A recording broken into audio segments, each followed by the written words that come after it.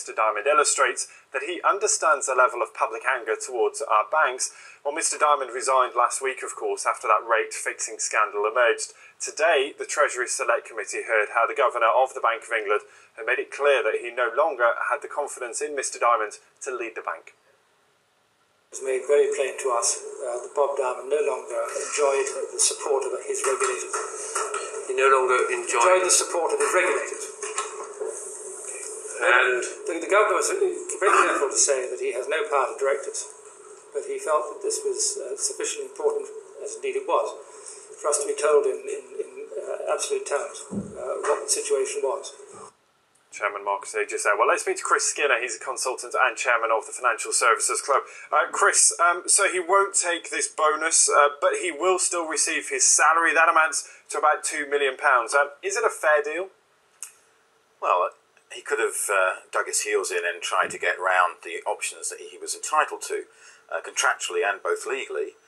So in many ways, Bob's done the right thing. Having said that, there are often other ways in which you can remunerate people via other means, through pension schemes, etc. So it'll be interesting to see in the fullness of time exactly what deal he got and whether it was just the $2 million.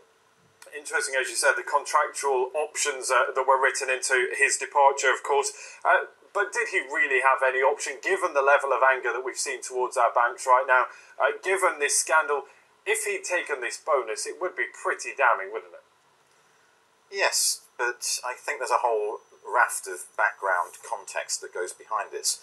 In particular, that Bob Diamond, unfortunately, had no succession plan within the bank for taking his role, and equally some of his key lieutenants in the investment bank have also gone.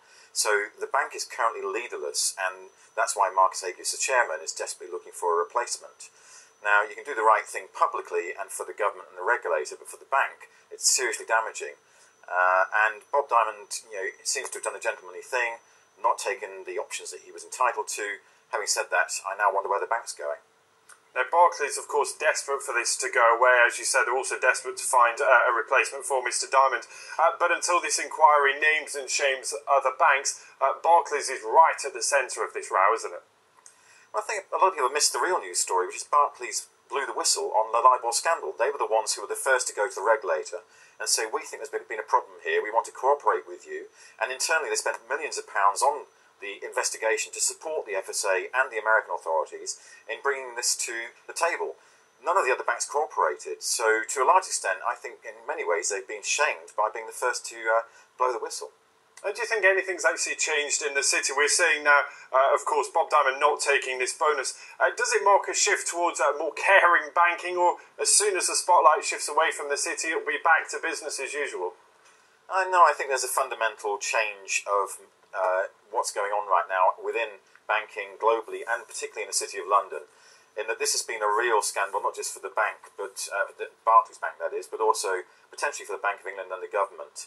And to go through all of the issues that are now on the table will mean probably going back to the Vickers report, the Independent Commission on Banking, that said we should ring-fence investment banking from retail banking and actually go down the route that they didn't want to take to split the banking sector into investment banking and retail banking completely, which is actually what Barclays was trying to stop. And now Barclays themselves have admitted maybe that's the best thing to do.